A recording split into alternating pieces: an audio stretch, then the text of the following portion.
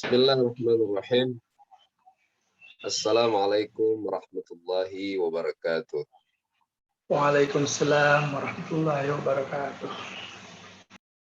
Innal hamdalillah nahmaduhu wa nasta'inuhu wa nastaghfiruh wa nastahdih wa na'udzu billahi min shururi anfusina wa min sayyiati a'malina.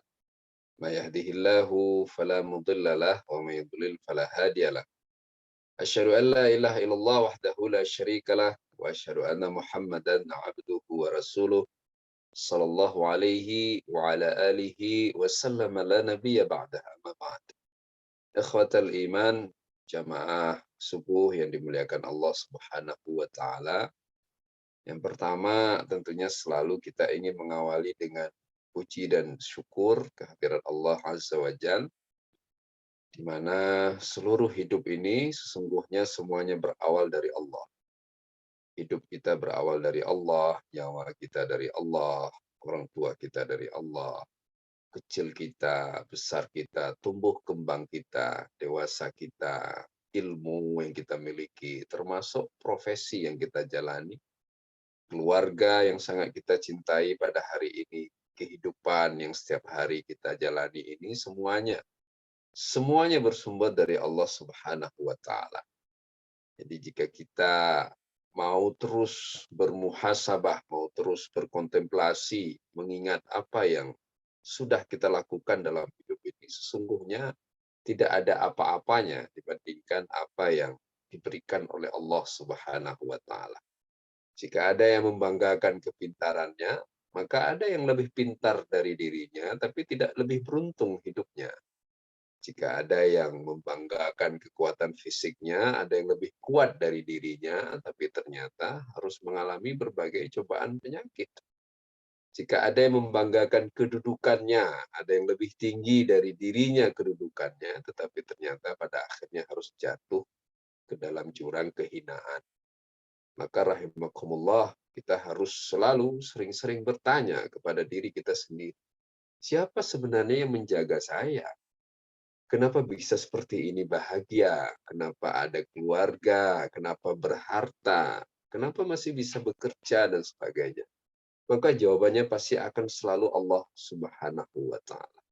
Karena Allah menjaga kita, Allah membimbing kita, Allah merawat kita, Allah membersamai kita. Maka dari itu, rahimakumullah, kita jangan pernah lupa, makin besar sebuah ujian, makin berat sebuah musibah yang harus kita hadapi, selalulah berbanyak syukur kepada Allah.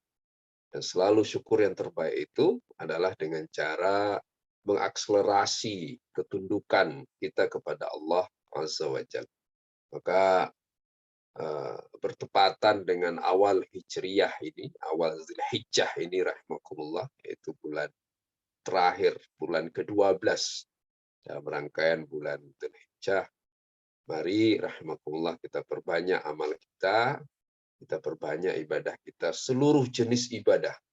Ya, walayalin ashar, kata Allah SWT di dalam Al-Quran. Banyak ulama mengatakan malam Lailatul Qadar adalah malam terbaik dalam bulan Ramadan, sementara 10 hari pertama di dalam bulan Dzulhijjah adalah hari-hari terbaik di dalam setahun. Maka mari, rahimakumullah, satu-satunya bulan dari 12 bulan yang ada yang memiliki seluruh ibadah yang ada di dalam rukun Islam, yaitu bulan Dzulhijjah. Ya, kenapa? Karena di dalam bulan Dzulhijjah lah adanya ibadah haji. Jadi lengkap. Dari bulan ini ada sholatnya ada, zakatnya ada, ya bagi yang ingin membayar zakat atau jatuh tempo zakatnya setiap bulan Dzulhijjah. Puasanya ada, puasa Zulhijjah, ya, puasa 10 hari di awal itu sangat dianjurkan atau sering atau memperbanyak puasa.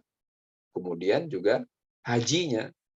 Jadi menutup tahun bagi umat Islam adalah dengan cara mendekatkan diri kepada Allah. Berbeda dengan cara menutup tahun bagi umat-umat yang lainnya yang biasanya dipenuhi dengan hura-hura.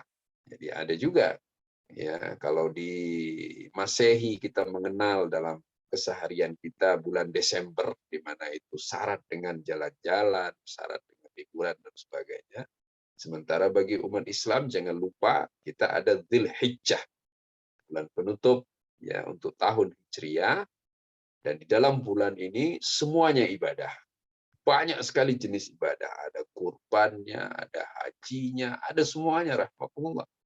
Maka mari harapannya mudah-mudahan kita menutup tahun ini dengan lebih dekat kepada Allah Subhanahu wa taala, lebih banyak dosa-dosa kita yang diampuni oleh Allah, sehingga insya Allah nanti memasuki Muharram tahun baru Hijriah 1443 Hijriah, keadaan kita sudah menjadi lebih baik insya Allah. Nah, rahimakumullah, kajian kita pada hari ini tentang tawakal ya. Sebenarnya ini bukan tema baru, ya, tema ini sudah sering tentunya kita kaji bersama-sama, tapi ini sekedar untuk mengingatkan lagi pentingnya tawakal dan seperti apa seharusnya kita bertawakal. Beberapa pertanyaan ada yang sering terjadi itu adalah kekeliruan dalam memahami makna tawakal. Sehingga tawakal disamakan dengan menyerah. Sehingga tawakal itu dijadikan seolah-olah tameng ya, setelah berusaha dengan cara yang salah, kemudian tiba-tiba ia mengatakan ya sudah saya bertawakal saja. Nah, kita ingin lihat pada hari ini bersama-sama rahmatullah dalam rangka menyegarkan kembali ingatan kita kepada salah satu instrumen penting di dalam syariat Islam dalam menjaga hubungan baik kita dengan Allah Subhanahu wa taala, yaitu tentang tawakal, apa yang harus kita pahami dan apa yang harus kita lakukan ketika kita ingin menjadi bagian dari hamba Allah yang bertawakal kepadanya dengan cara yang benar, dengan pemahaman yang benar. Yang pertama, rahimakumullah, inti dari tawakal itu. Inti tawakal itu ada 3 sebenarnya. Pertama sekali tafwid, yang kedua thiqah, yang ketiga i'timad. Tafwid. Tafwid itu artinya menyerahkan. Ya, menyerahkan. Jadi kita yakin bahwa Allah Subhanahu wa taala itu memiliki otorisasi penuh, wewenang penuh untuk melakukan apapun, untuk berkuasa atas apapun. Dan itu tidak bisa dikalahkan oleh siapapun, oleh apapun. Nah, ini inti dari tawakal. Jadi orang bertawakal itu dia berangkat dari prinsip pikiran. Ya, jadi dalam pikirannya itu tertanam kuat bahwa sekuat apapun sebuah kekuasaan, tetap yang paling berkuasa adalah Allah. Sehebat apapun suatu pelaksanaan, tetap yang maha hebat itu adalah Allah Subhanahu wa taala. Sehingga dampaknya itu ada tafwid. Dia merasa kalau sudah di tangan Allah, maka sudah selesai masalahnya. Kalau sudah Allah yang bertindak, maka sudah selesai masalah. Dia selalu berkeyakinan seperti itu. Ya, maka rahimakumullah yang bertawakal itu paham bahwa sakit itu Allah otorisasinya. Faktanya yang badannya kuat, badannya bugar, jatuh sakit. Yang biasa-biasa saja bahkan mungkin gizinya kurang, masih bisa tersenyum lebar. Ya, di kehidupan itu rahimakumullah, jika kita mau mentadaburinya, pada akhirnya kita akan sampai pada titik ini, taufik, yakin otorisasi itu ada di tangan. Ya meninggal, ya hidup, ya bahagia, ya berharta, ya memperoleh banyak nikmat dan sebagainya. Yang kedua, rahimakumullah, tawakal itu adalah thiqah, percaya penuh. Ya, jadi bukan percaya setengah-setengah, rahimakumullah. Nah, contoh paling sederhana, thiqah dengan Allah. Ya, percaya kepada Allah dengan percaya kepada dokter. Ya, percaya kepada dokter karena dokter ahli, karena ia adalah wasilah untuk kesembuhan. Tetapi tidak sampai pada level thiqah karena dokter tidak bisa memperpanjang umur. Ya, umur dari Allah. Dokter tidak bisa mencabut nyawa karena nyawa dari Allah. Juga dokter pada hakikatnya tidak bisa menyehatkan karena kesehatan adalah anugerah dari Allah. Namun wasilah itu harus ditempuh. Kita harus berobat ke dokter. Kita harus berkonsultasi. Kita harus minum obat yang diresepkan. Karena itu adalah wasilah yang diperintahkan di dalam syariat. Namun hati dan dada kita tetap yakin bahwa semuanya ada di kuasa Allah Subhanahu wa taala. Itu thiqah billah.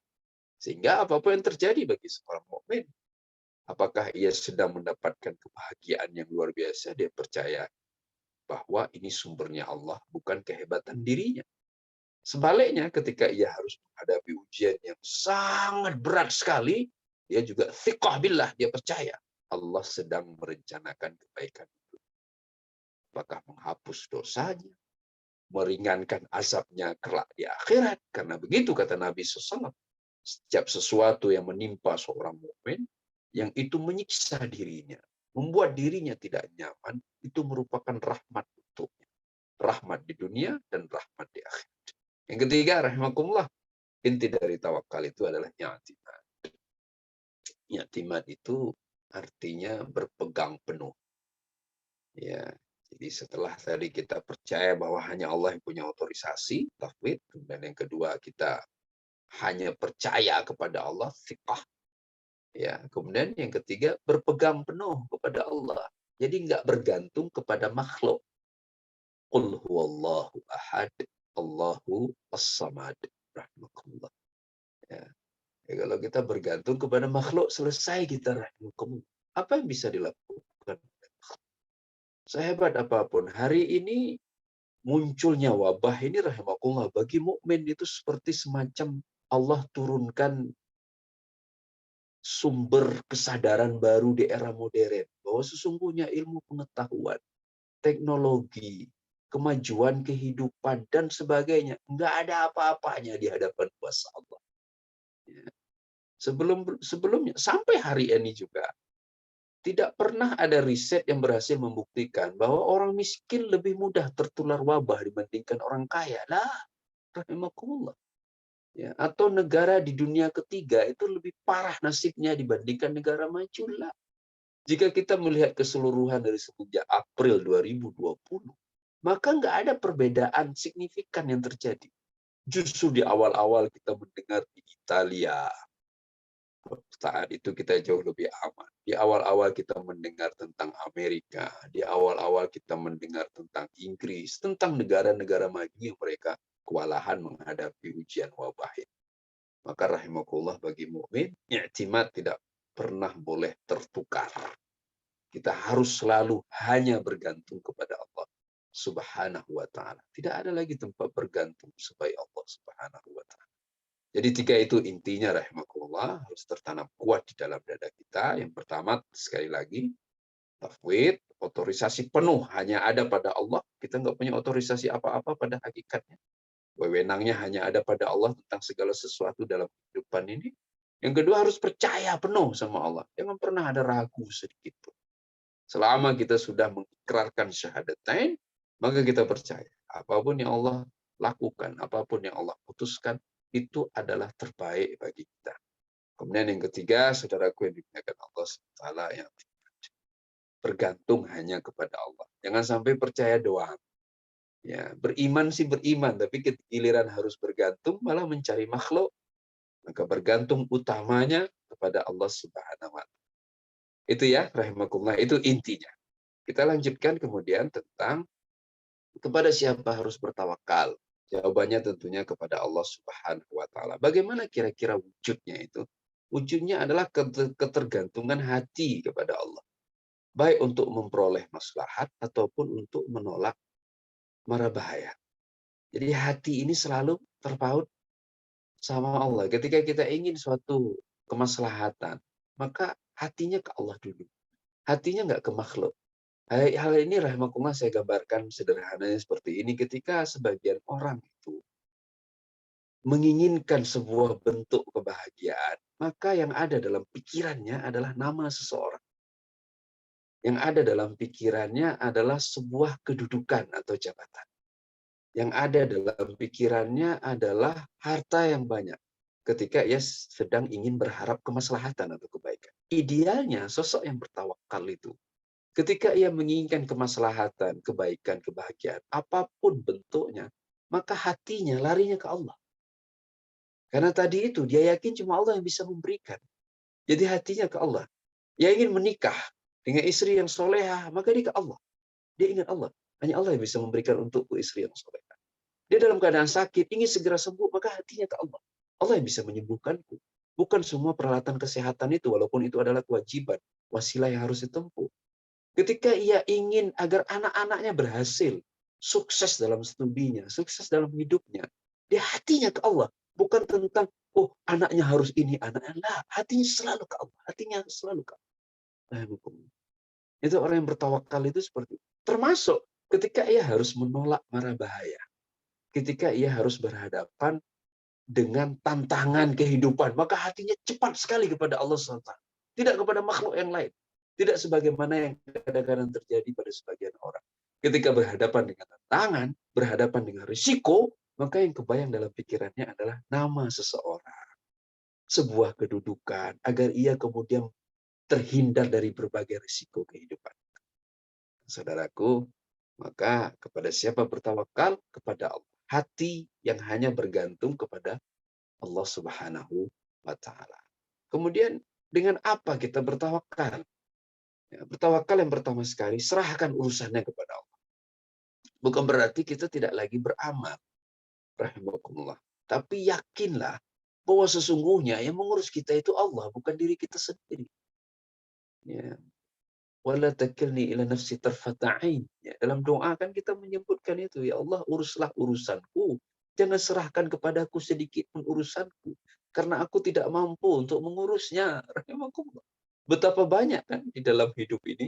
Banyak sekali. Kalau kita jujur, kita sempat berbicara dengan dari hati ke hati, rahimakumullah. Akhirnya kita semua akan mengatakan, ya Allah, saya nggak tahu juga kenapa saya berada dalam posisi sebaik itu.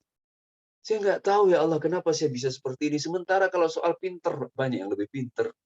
Kalau soal kuat fisik, banyak yang lebih kuat fisiknya. Tapi Allah muliakan. Allah jadikan pribadi-pribadi yang terhormat. Ya, maka orang yang bertawakal, rahimahullah, dia sadar betul. Sesungguhnya seluruh urusan dirinya, walaupun secara kasat mata terlihat dia mengurusinya, dia yakin bahwa sesungguhnya yang mengurusnya adalah Allah Subhanahu wa taala. Dia yakin bahwa semuanya diurusi oleh Allah Subhanahu wa taala. Kemudian yang kedua, rahmatullah, tawakal dengan cara hanya meminta pertolongan kepada Allah dalam segala urusan. Jadi nggak pernah ngemis kepada makhluk. Hanya ada hadis dari Nabi SAW. Bahwa seorang hamba itu ketika dia meminta kepada manusia, maka ia akan menjadi makin hina.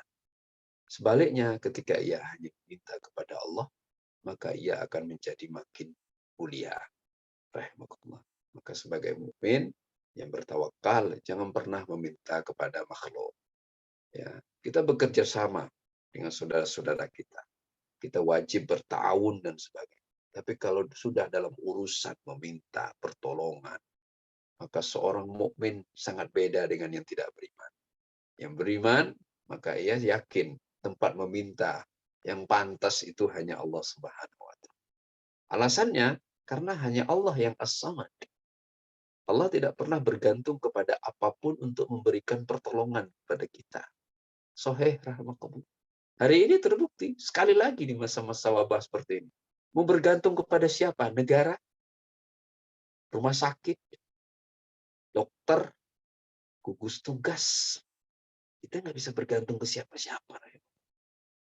Mukmin hari ini benar-benar Allah ingin tunjukkan bahwa kita cuma punya Allah. Bahwa kita cuma punya Allah. Siapapun orangnya. Siapapun orang. Mau bergantung ke siapa? Kita cuma punya Allah. Maka jangan sampai setelah suasana tadabbur ini Allah hadirkan di hadapan mata kita. Kita tetap masih bergantung kepada makhluk. Seolah-olah tabung oksigen itulah yang memperpanjang nyawa. La rahimakumullah. La. Yang bertawakal yakin. Yang memperpanjang umurnya itu Allah. Lainnya itu hanyalah wasilah saja. Kemudian yang ketiga, mengaitkan segala sesuatu dengan kehendak Allah. Ya, kaitkan dengan kehendak Allah agar hidup kita jadi tentram. Karena itu adalah ciri khas mukmin, tatma'innu qulubuhum bidzikrillah. Tenang hatinya dengan mengingat Allah. Kenapa hatinya bisa tenang dengan Allah? Apakah seorang mukmin selalu berlimpah hartanya? Selalu tidak pernah sakit? Selalu bahagia? Lah. Karena ketika mengingat Allah, maka ia tahu Allah tidak pernah menginginkan keburukan untuknya. Apa alasannya? Karena dia mukmin, percaya sama Allah. Karena ia menghambakan dirinya kepada Allah Subhanahu wa taala. Maka nggak ada yang perlu dikhawatirkan selama ia dalam keadaan taat. Maka mukmin itu rahimahullah agak unik. Mukmin itu apapun yang ia alami, jika ia dalam keadaan taat, maka ia tenang. Lihatlah sahabat Nabi SAW. Tidak dalam setiap perang Nabi bersama para sahabat menang. Tapi mereka tetap tenang dalam hidup. Tidak ada perbedaan. Pulang dari sebuah perang. Apakah itu menang ataupun kalah. Tidak ada perbedaan suasana kehidupan di kota Madinah. Mereka tetap dalam ketaatan kepada Allah SWT. Mereka tetap dalam ketenangan dan ketentraman. Maka itu kenapa mukmin yang benar-benar yakin sama Allah, hidupnya pasti akan lebih stabil. Kalau sudah begini rahimahullah, pasti menyenangkan. Pasti akan menghadirkan kebahagiaan. Paling nggak seneng ketemu orang yang panikan itu rahimahullah. Kenapa panikan? Pasti imannya bermasalah sama Allah. Ya. Dia kalau lagi dapat bahagia, meluap-luap. Jadi hilang kendali terhadap dirinya. Jadi bahkan wala'iyadzubillah membiarkan dirinya mencicipi kemaksiatan. Lagi menghadapi musibah, jatuhnya sejatuh-jatuhnya. Seolah-olah dunia ini sudah berakhir dengan musibah yang sedang dihadapi. Tidak seperti itu halnya bagi seorang. Karena ia kaitkan segala-galanya dengan Allah, maka ia yakin jika itu baik, Allah ingin memberinya nikmat, maka ia bersyukur. Jika itu buruk, Allah sedang ingin mengujinya, Allah ingin menghapus banyak dosanya, maka itu juga baik bagi dirinya, maka ia bersabar menghadapi ujian dari Allah Subhanahu wa taala. Berikutnya, rahimakumullah, wujud tawakal. Bertawakal itu apa yang harus kita lakukan? Kan harus ada zahirnya. Dari tadi kan kita bicara soal pikiran, soal perasaan bertawakal, keyakinan kita dalam perspektif bertawakal. Nah, sekarang apa dohir dari tawakal itu? Cuma ada dua saja dohir dari tawakal. As-sa'yu wal harakah. Ya, berusaha dan kemudian bergerak. Cuma ada dua saja. Bergerak, berusaha. Berusaha.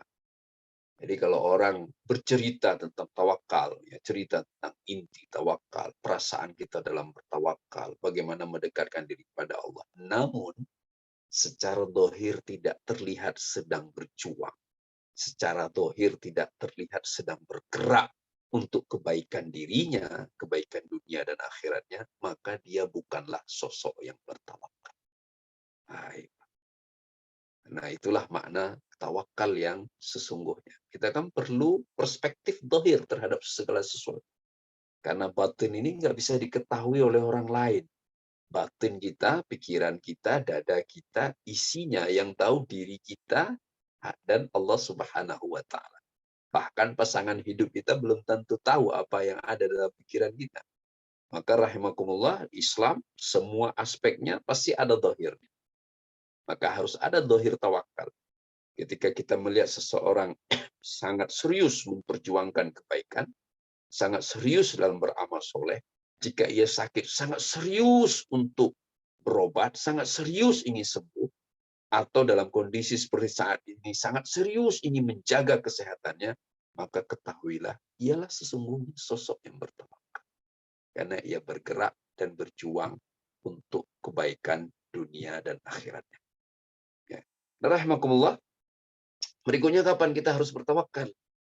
Apakah tawakal itu ada momen-momen tertentu ketika kita, sebagaimana yang kadang-kadang dipahami oleh sebagian orang, gagal dalam menghadapi sesuatu, gagal dalam mengejar cita-cita, gagal, baru kemudian mengumbar kata-kata tawakal. Nah, tawakal itu dalam segala hal, tawakal itu di setiap saat, di setiap waktu. Itulah tawakal yang benar. Jadi ketika kita mengadopsi tawakal menjadi bagian dari sikap hidup kita, maka sejak saat itu rahimakumullah kita terus bertawakal. Setiap detik. Jadi sekarang ini dalam kondisi yang normal begini, kita alhamdulillah Allah beri kesehatan, kita sedang bertawakal kepada Allah. Kita sedang berjuang untuk memperbanyak amal. Kalau ini perspektifnya tentang kesehatan, kita sedang berjuang untuk sehat. Berjuang untuk terus jaga sehat. Maka kalau ingin diturunkan lagi rahimakumullah, jadi kalau misalnya dalam kondisi pandemi yang bertawakal itu yang kayak apa? Yang pakai masker. Kira-kira seperti itu. Yang bertawakal itu siapa? Yang tetap dia menjaga jarak. Itu tawakal tuh. Jadi bukan udah sakit, udah jatuh, udah semua, baru kemudian ngomong, ya udahlah saya tawakal aja. Lah, rahimakumullah, itu tawakal yang keliru. Itu tawakal itu setiap saat ada dalam diri kita menghadapi apapun, karena tantangan kehidupan itu nggak pernah selesai. Tantangan kehidupan nggak pernah selesai, dan nggak mesti, tadi kan kita bahas di awal, tawakal itu selalu dilihat dari sudut pandang musibah, ujian lah. Menghadapi kebahagiaan pun harus ada tawakal. Tawakal apa? Kita yakin bahwa kebahagiaan ini sumbernya Allah. Saya harus memanfaatkannya, menikmatinya sesuai dengan koridor yang diberikan Allah Subhanahu wa taala. Kalau enggak, berarti saya enggak bertawakal kepada Allah. Dan yakin bahwa ini bisa hilang dengan cepat. Dan yakin bahwa ini sumbernya bukan diri saya pribadi, bukan karena perjuangan saya yang luar biasa mengumpul harta, bukan. Kebahagiaan ini sumbernya Allah. Dan itulah tawakal. Maka mukmin itu selalu bertawakal dalam setiap waktu, setiap saat dalam hidupnya. Maka apa yang akan kelihatan, rahimakumullah? Yang akan kelihatan adalah hidupnya itu benar. Hidupnya baik. Jadi berjuangnya sungguh-sungguh. Secara zahir dia tempuh semua sunnatullah. Tapi hatinya selalu ke Allah. Maka sosok tawakal itu nggak mungkin terlihat sombong. Apa yang mau disombongkan? Karena dia yakin ketika dia selamat pada hari ini, itu karena Allah menyelamatkan. Ketika misalnya sebaliknya, ia harus menghadapi cobaan yang berat pada hari ini, ia yakin juga itu karena Allah memberinya cobaan. Karena Allah, kita lihat ayat Allah, dan misalnya dalam surah Talaq ayat 3 itu Allah mengatakan, "Man tawakkal 'ala Allah fa huwa hasbuh. Innallaha balighu amri, qad ja'ala Allahu likulli syai'in qadra." Ya. Barang siapa bertawakal pada Allah, maka apa saja yang Allah akan berikan, Allah akan cukupkan. Bahwa hasbuh. Ya, ini bertawakal. Tawakal itu dari kata wakil. Jadi serahkan ke Allah dari tafwid. Cuma Allah yang punya otorisasi. Udah nyaman, nyaman sekali. Kita merasa nggak ada sesuatu dengan pasangan hidup kita. Minta ke Allah dulu daripada ngeluh kemana-mana. Sampaikan dulu ke Allah.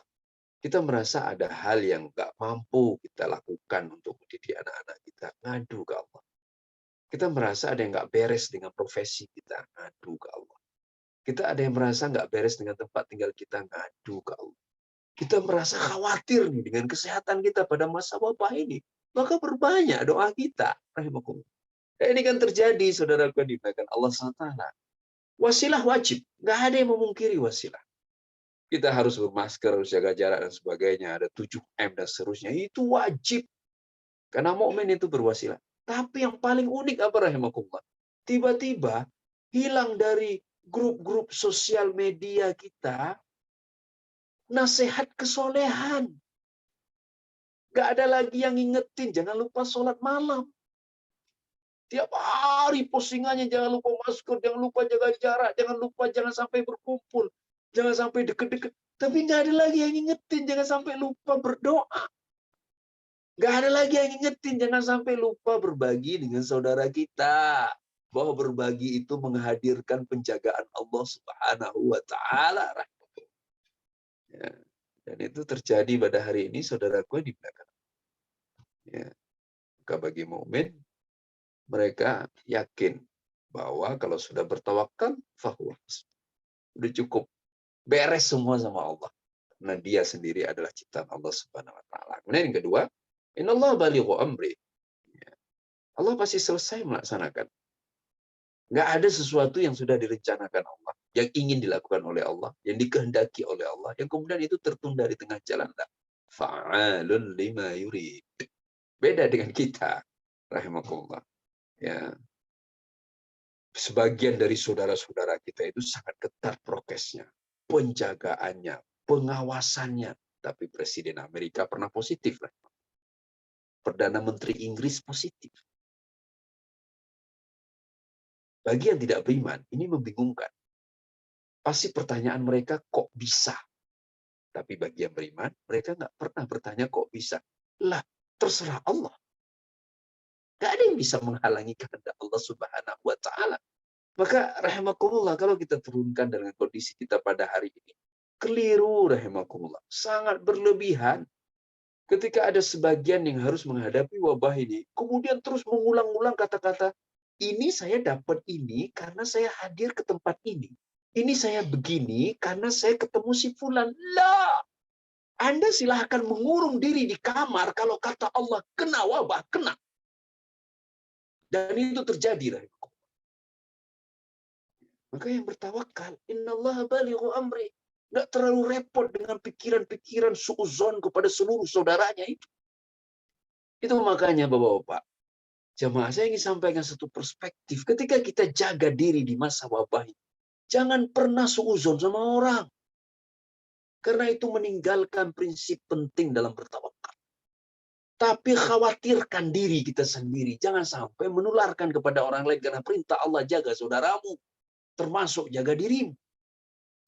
Jadi sekarang kan terjadi, rahimakumullah.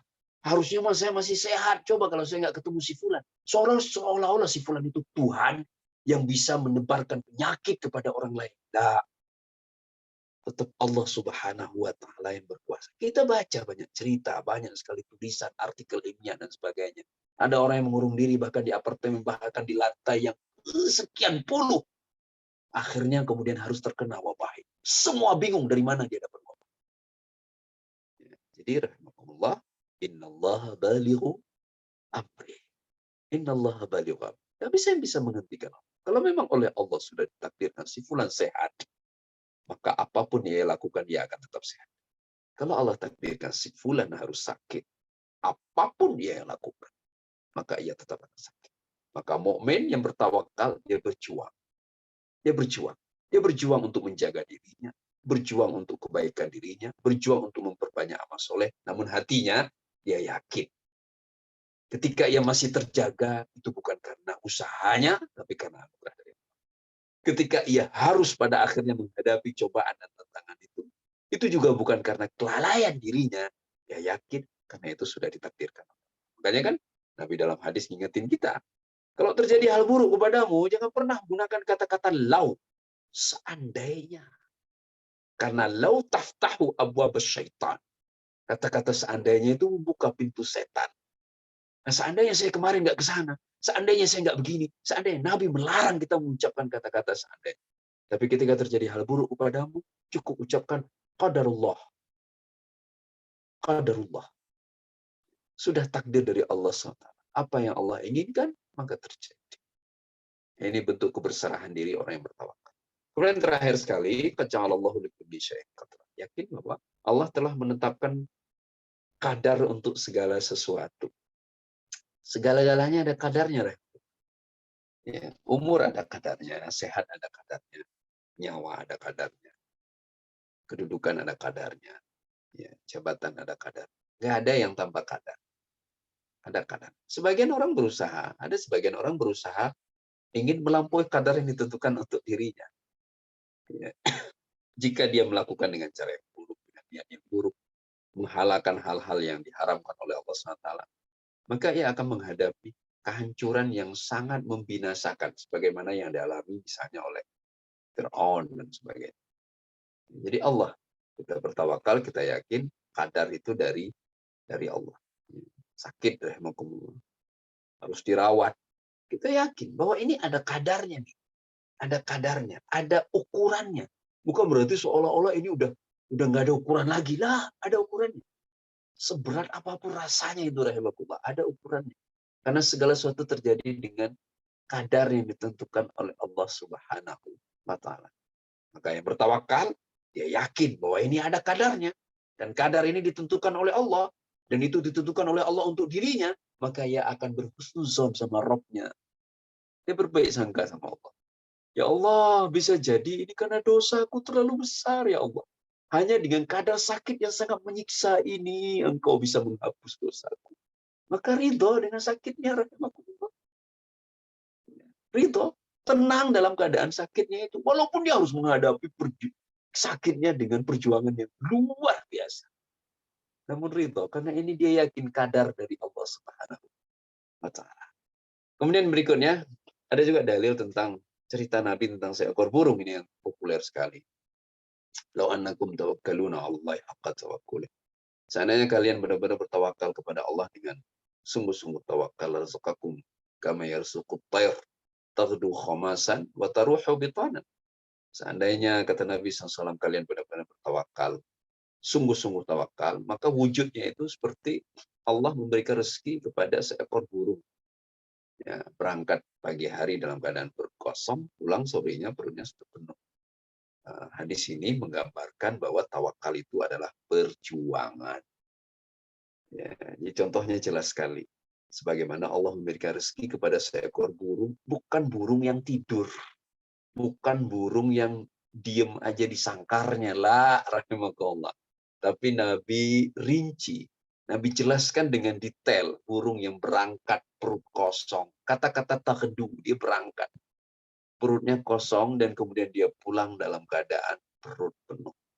Jika kita jujur, maka kapasitas kita jauh melampaui seekor burung. Untuk apapun. Untuk sehat, untuk bahagia, untuk berhasil, untuk punya profesi yang baik, keluarga yang sakinah, dan sebagainya. Kapasitas kita jauh melampaui burung. Jauh sekali. Burung nggak ada apa-apanya. Tapi ketika burung itu benar-benar bertawakal kepada Allah dengan cara yang benar, maka dia berangkat dalam perut kosong, dia pulang dalam perutnya. Maka jangan pernah meninggalkan ikhtiar. Berusaha itu wajib. Kalau memang mau tetap dianggap oleh Allah sebagai hambanya yang benar-benar bertawakal, haqqa tawakkuli, maka wajib berusaha secara maksimal. Berikutnya, rahimakumullah, dan terakhir dalam kesempatan ini, kanu la yaktaun.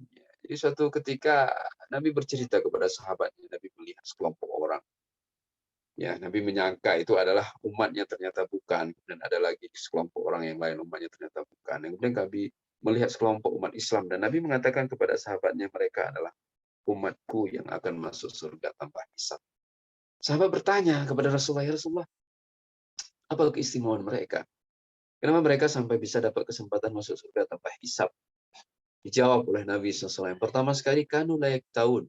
Tahun itu mikwah. Ya. Cara pengobatan zaman dulu yang kental nuansa menyiksa diri. Jadi bagian yang sakit itu dibakar pakai besi panas. Al-Kay itu bahasa Arabnya. Jadi orang yang masuk surga tanpa hisab itu orang yang tidak berlebihan dalam menempuh cara-cara duniawi. Itu poin yang pertama. Yang kedua, wala yastarqun. Ya, mereka tidak dikit-dikit minta ruqyah. Kenapa? Kenapa minta ruqyah itu tidak baik? Meruqyah itu baik. Ya, meruqyah. Kita diperintahkan meruqyah diri sendiri.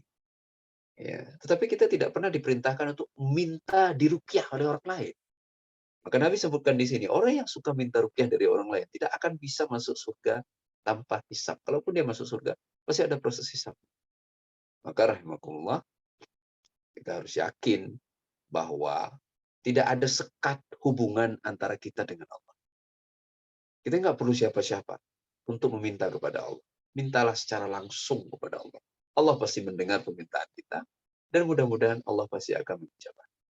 Ketiga, rahimakumullah, wala yatatayyarun. Mereka masuk surga tanpa hisab itu tidak pernah mengada-ngada. Ya, mengada-ngada. Selalu basisnya adalah ilmu pengetahuan. Tatayur itu dari kata tair, burung. Orang Arab dulu kalau melakukan perjalanan mereka lepas burung. Kalau burung itu terbang ke kanan, berarti perjalanan dilanjutkan. Pertanda baik katanya. Kalau burung itu terbang ke kiri, berarti perjalanannya dihentikan, digagalkan, ditunda. Alasannya pertanda buruk. Hati-hati dengan kata-kata pertanda. Hati-hati menasihati saudara kita menempuh suatu cara untuk mengobati wabah ini tanpa basis ilmu pengetahuan yang kuat, karena kita bisa masuk dalam kategori tatayur. Ini terjadi rahimakumullah. Hari ini ada yang lebih hebat dari dokter. Masya Allah. Lebih pakar daripada seorang guru besar. Seolah-olah tahu segala-galanya. Hampir masuk dalam kondisi tatayur. Dia ngada-ngada. Gitu. Jadi melihat, oh si fulan sembuh. Kenapa? Dia pakai peci hitam. Maka pakai peci hitam biar sembuh. Nauzubillah min dzalik. Semuanya harus berbasis kepada ilmu pengetahuan yang kuat. Agar kita bisa masuk surga tanpa hisab. Yang terakhir sekali, wa'ala rabbihim yatawakkalun. Selalu bertawakal kepada Allah. Jadi dari 4 hal utama agar bisa masuk surga tanpa hisab, tawakal salah satu. Dan itu disebutkan secara khusus, wa'ala rabbihim yatawakkalun. Mereka hanya bertawakal kepada Allah Subhanahu wa ta'ala. Penutup rahimakumullah, Sa'id bin Jubair pernah mengatakan at-tawakkul jima'ul iman. Tawakal itu adalah puncak dari keimanan. Jadi ketika seseorang bertawakal, maka terkumpul di dalam dirinya seluruh aspek iman. Kenapa? Karena dia iman kepada Allah, dia harus beramal, dia harus berjuang, dan juga ia tidak meninggalkan yakinnya sepenuhnya hanya kepada Allah Subhanahu wa ta'ala. Mungkin ini yang bisa disampaikan. Semoga ada manfaatnya buat kita bersama. Mohon maaf jika ada kekeliruan. Billahi taufiq wal hidayah. Wassalamualaikum warahmatullahi wabarakatuh. Waalaikumsalam warahmatullahi wabarakatuh. Ya, kita lanjut ke sesi tanya jawab ya Ustadz ya. Sudah ada beberapa yang bertanya lewat chat. Apakah ada yang ingin disampaikan langsung atau saya bacakan nih? Saya bacakan coba ya. Pertama dari Pak Hakim. Assalamualaikum Ustadz. Mengapa orang sulit untuk bertawakal? Apakah sulit bertawakal merupakan salah satu tanda imannya kurang kuat? Mana Ustadz? Iya, ada masalah dalam imannya. Bisa jadi juga ada masalah dalam pemahaman terhadap tawakal itu sendiri. Maka kajian ini rahimakumullah tadi diupayakan agar kita dapat dua perspektif itu. Jadi perspektif keimanannya dan terus juga perspektif amalannya. Jadi bagaimana suasana pikiran, suasana perasaan ketika kita bertawakal, sebagaimana juga bagaimana suasana zahir kita. Ya, jadi yang harus dipelajari dua hal itu sebenarnya. Dia harus mempelajari apa yang harus diyakininya agar dia bisa bertawakal. Tadi intinya ada tiga, ada tauhid, berserah diri sepenuhnya kepada Allah, bahwa yang punya otorisasi hanya Allah. Kemudian yang kedua ada thiqah, sangat percaya kepada Allah. Percaya penuh, tanpa keraguan sedikit pun. Beda dengan percayanya kepada makhluk. Kemudian yang ketiga i'timad, hanya bergantung kepada Allah. Itu harus kuat sekali tertanam dalam dadanya. Agar ia mampu untuk bertawakal. Nah, kemudian dia harus paham, wujud dohir dari tawakal itu ada apa itu? Perjuangan. Bergerak untuk berjuang. Nah, itu kenapa rahimakumullah antum lihat umat Islam itu dari seluruh umat beragama yang ada di muka bumi ini, satu-satunya umat beragama yang tidak pernah bersedia hanya berwacana. Kita nggak siap. Jadi kita ketika ngomong soal amar ma'ruf nahi mungkar, maka kita bergerak. Yang ma'ruf harus kita sampaikan, yang mungkar harus kita hentikan atau kita hindarkan. Kita hindari. Ya. Ini nggak pernah begitu. Maka antum lihat, jujur ini ya, jujur kita semua masih mungkin bapak-bapak masih nonton film ya. Dan ini fakta, kita juga bisa baca di buku, di tulisan, di mana-mana. Pernah nggak ada kartel narkoba bisa menyumbang bangun masjid dalam Islam? Nggak ada, Pak. Nggak ada satu kiai pun yang bahagia menerima duit haram. Yang terang-terangan itu haram. Diantar oleh kriminalnya sendiri ke masjid. Lah. Itu nggak pernah terjadi. Yang kedua, dalam Islam, silahkan aja. Mau kiai kayak apa juga. Kalau dia tiba-tiba mabuk di pinggir jalan, maka selesai status kiainya. Nggak ada status melekat keistimewaan bagi makhluk biasa di dalam Islam. Walaupun ilmunya banyak. Maka umat Islam bukan umat yang berwacana. Ketika disampaikan kita harus taat sama Allah, maka umat Islam 5 waktu dia sholat. Jika dalam kondisi normal, maka laki-laki dia 5 waktu ke masjid. Ya, jadi umat ini Pak bukan nggak bisa dimaknai, oh yang penting kan kita kan punya niat baik, kita teorikan yang baik-baik. Lah, itulah yang disebut dengan tawakal. Dia imannya hebat kepada Allah, yakinnya hebat, kelihatan pada tohirnya. Seperti itu. Ini tadi sekali lagi, saya kira sudah terjawab gitu ya Pak. Jadi pelajari dua-duanya, pelajari bagaimana membangun pikirannya, membangun perasaannya, membangun kesadarannya, kemudian belajar juga bagaimana melakukan segala sesuatu dengan cara yang benar, cara yang diridhai oleh Allah Subhanahu wa taala. Selanjutnya Ustaz, dari Ibu Siti Triani. Ustaz, hal apa saja yang harus diperhatikan dalam bertawakal kepada selain Allah agar tidak menjadi syirik? Gimana nih kalimatnya? Tapi pertanyaannya begitu. kaitannya antara tawakal dengan syirik. Yang bertawakal nggak mungkin syirik. Justru tawakal itu menjadi salah satu faktor menghindarkan kita dari kemusyrikan. Karena tadi kan kita bahas tentang dengan apa kita bertawakal, atau dalam wujud apa kita bertawakal, menggantungkan hati kita hanya kepada Allah. Dalam rangka untuk memperoleh maslahat atau dalam rangka untuk menolak kemudaratan. Ya, jadi udah pasti nggak syirik. Karena hatinya digantungkan ke Allah. Nah, memang ada sebagian yang tawakalnya malah keliru. Ya, menempuh cara yang salah, kemudian ngomongnya ya udah tawakal aja lah gitu. Ini contoh apa misalnya? Contoh yang sederhana lah ya, yang ringan-ringan. Orang udah dikasih tahu itu kalau dia naik kendaraan, dia harus pakai seat belt biar dia aman. Tadi nggak mau pakai seat belt, dia bilang apa? Tawakal aja lah sama Allah. Masa pakai seat belt? Nah itu tawakal yang salah itu. Dia nggak menempuh caranya, tapi kemudian membangun keyakinan Allah akan menyelamatkan dirinya. Itu nggak mungkin terjadi. Tawakal yang keliru. Ya. Atau dia membiarkan diri dalam kondisi wabah seperti ini. Sama sekali tidak mau mengikuti anjuran yang disampaikan oleh pakar bagaimana kita menjaga diri dan sebagainya. Tapi kemudian mengatakan, saya tawakal aja lah. Tawakal. Kepada siapa Anda bertawakal dengan cara itu? Tidak begitu cara bertawakal diberikan oleh Allah Subhanahu wa Ta'ala. Maka rahimahullah, dalam tradisi kehidupan, idealnya memang slogan tawakal ini pelan-pelan kita luruskan kembali. Jadi orang, misalnya kita anak gitu Pak ya, kita suruh dia belajar. Itu sebutkan kata-kata tawakal. Nah, tawakal sama Allah, nak, belajar yang rajin. Gitu. Bukan begitu anak pulang dari ujian, terus dia ngeluh, nggak bisa jawab ujian. Terus ayahnya ngomong, udah tawakal aja. Serahkan ke Allah. Lah, itu ayah yang nggak paham makna tawakal. Harusnya kata-kata tawakal itu diucapkan ketika anaknya harus belajar mempersiapkan dirinya ikut ujian. Nah, tawakal sama Allah, nak. Belajar yang benar. Allah insya Allah akan berikan keberhasilan untukmu. Begitu harusnya bunyi nasihatnya. Begitu dia pulang ujian, ya, dia mengeluh dengan beratnya soal ujian, dia nggak bisa jawab, maka apa yang harus dikatakan oleh ayahnya? Yakin sama Allah. Nah, engkau sudah berusaha dengan sekuat tenagamu, sekarang perbanyak doa. Mudah-mudahan Allah berikan hasil. Jadi kadang-kadang kan enggak. Giliran waktu belajar, ayah nggak pernah ngomong tawakal. Udah belajar nak, nanti nggak berhasil kalau nggak belajar. Giliran beneran tuh si anak nggak bisa jawab ujian, baru pulang. Ayahnya bilang, udah tawakal aja. Maka tidak jarang orang memaknai tawakal itu sekedar bentuk menyerah, gitu, menyerah sama keadaan. Nah, makanya akhirnya kenapa ada muncul sebagian orang lain yang mengatakan, apaan sih tawakal udah kayak gini kondisi. Gara-gara tawakal disalahpahami maknanya.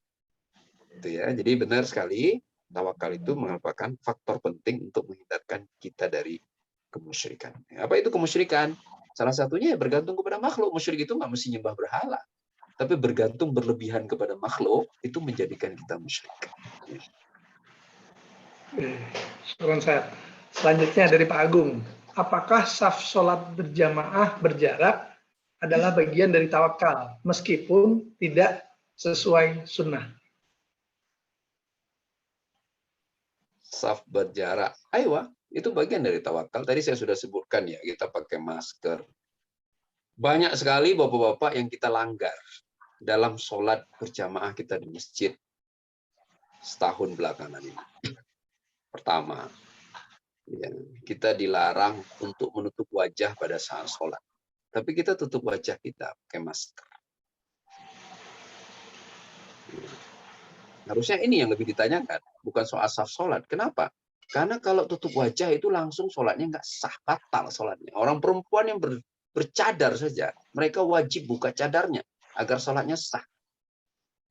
Sementara berjarak dalam saf sholat, itu nggak bikin sholat jamaah kita batal. Walaupun ulama mengatakan yang namanya berjamaah itu harus dekat. Benar.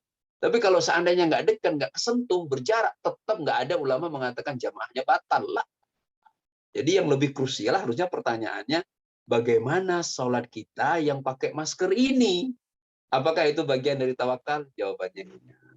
Bagian dari tawakal.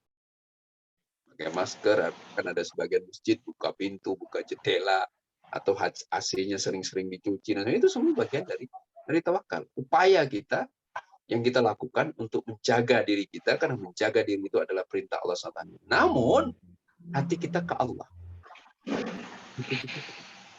Itu uniknya itu. Mukmin itu uniknya seperti itu.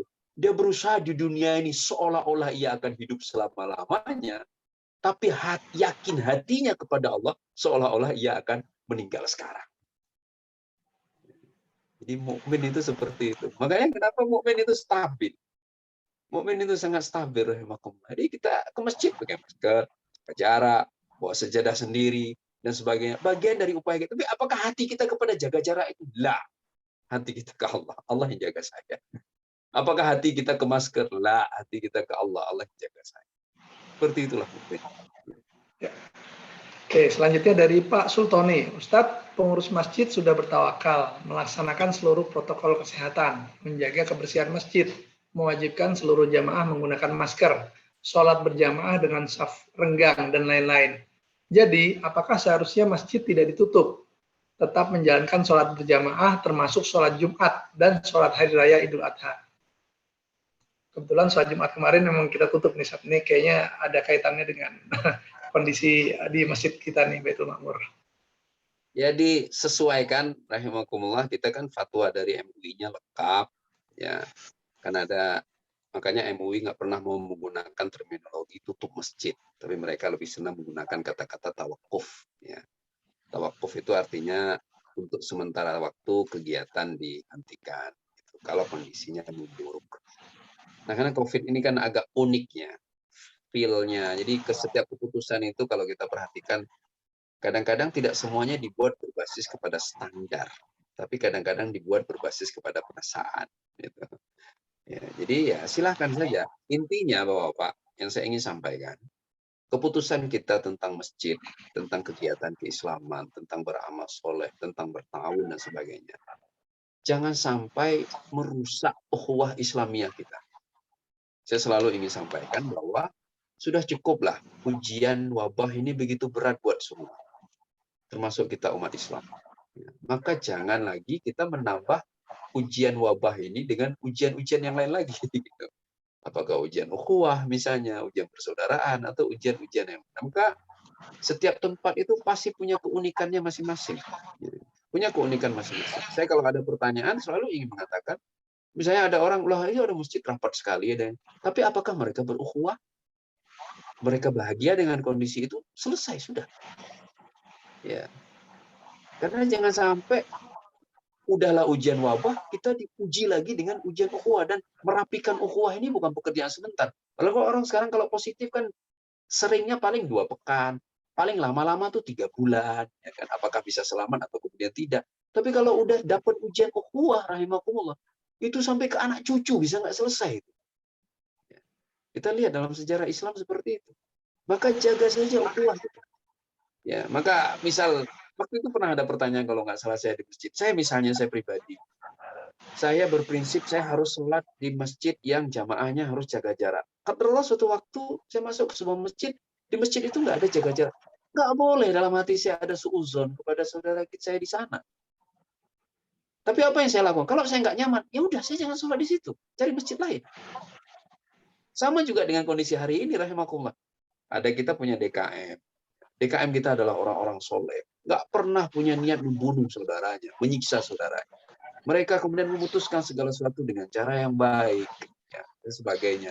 Kalau memang sudah diputuskan, seandainya ada jamaah yang merasa masih kurang nyaman dengan kondisi itu, ya sudah, silahkan sholat saja di rumah. Jangan malah mencurigai saudara kita berlebihan. Ini kan terjadi sebagian bapak. Saya harus jujur sampaikan ini. Sebagian kita hari ini nggak masalah di lingkungannya ada yang nggak sholat, tapi masalah besar ketika ada masjid masih buka. Kan aneh. Dan di lingkungan itu ada maksiat. Masih ada gaplek di malam-malam lockdown. Masih ada orang ngumpul duduk-duduk ngopi. Tapi yang sangat disenter oleh dirinya adalah masjid. Maka, Allah, sekali-kali kita kembalilah ke Allah. Mari kita buat pertanyaan begini. Ini saudara saya yang saya benci sekali ini. Apakah dia akan ke neraka? Semua orang bapak-bapak pasti kadang-kadang akan kebablasan. Tapi perhatikan model kebablasan. Ada orang kebablasan dalam kebaikan. Ada orang kebablasan dalam keburukan. Kita benci kebablasan. Karena kebablasan itu takut bahasa agamanya nggak baik. Ya, tetapi orang yang bablas dalam kebaikan, melampaui batas dalam kebaikan, itu jauh lebih mudah untuk dikembalikan lagi dibandingkan orang yang melampaui batas dalam kemaksiatan. Ya. Maka rahmatullah, syurakan saja. Setiap tempat punya keunikannya masing-masing. Ya, punya standar perasaannya masing-masing. Keadaan yang berbeda dari satu tempat dari yang lainnya. Jika sudah disepakati hal yang baik, maka laksanakan. Bagi yang tetap tidak ridha, harus sadar. Harus sadar, kita belajar dari sirah nabawiyah. Oh, ini pun ternyata pendapat minoritas. Tadi rapat itu 20 orang. 12 orang setuju. 8 orang tidak. Saya bagian dari 8 orang ini. Maka apa yang harus ada dalam perasaan saya yang tidak disetujui yang minoritas ini? Ya Allah, saya nggak pengen jadi seperti Abdullah bin Ubay bin Salul yang jadi sosok munafik kepada Nabi. Nabi sudah putuskan, tapi karena mentang-mentang saya ada pengikut 100-200 orang, saya tidak mau mengikuti keputusan dari Nabi. Hati-hati rahimakumullah. Dalam sejarah Islam mengungkap kemunafikan pertama sekali muncul adalah ketika tidak mau mengikuti hasil syura. Ya, hati-hati. Maka kita nggak perlu ya, berlebihan. Kita bersyuro saja. Bagaimana keputusannya, baiknya seperti apa. Oh, pendapat saya tidak disetujui.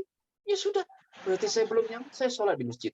Saya sholat di rumah. Berarti saudara saya yang di masjid itu, saya doakan semoga Allah menjaga mereka semuanya. Itu yang terbaik.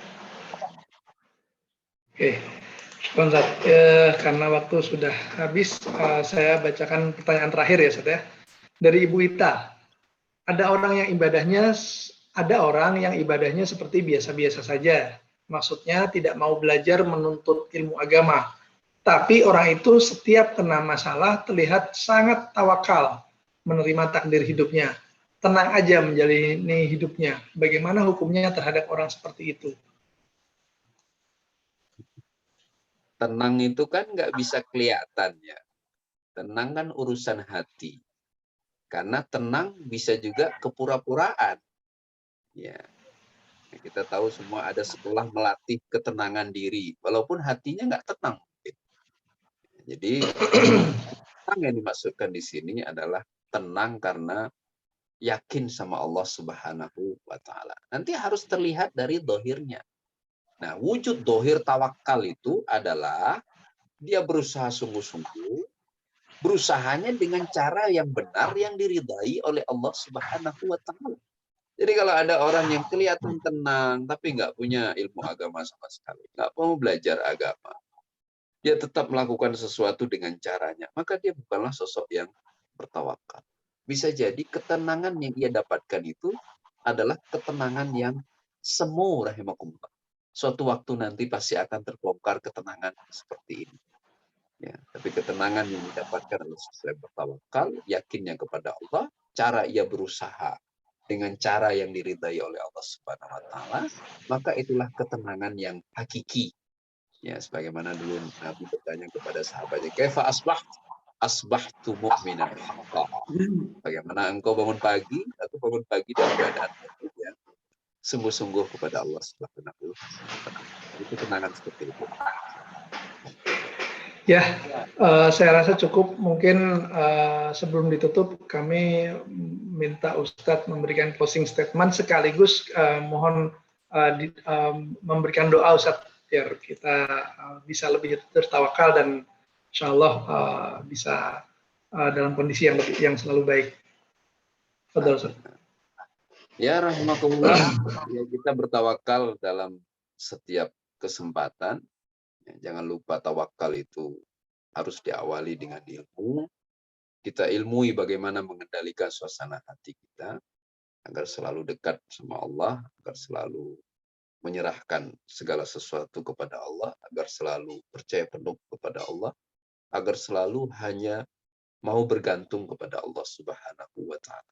Dan yang kedua, kita juga harus terus belajar banyak agar bisa melakukan segala sesuatu dalam hidup ini dengan cara-cara yang diridai oleh Allah Subhanahu wa Ta'ala.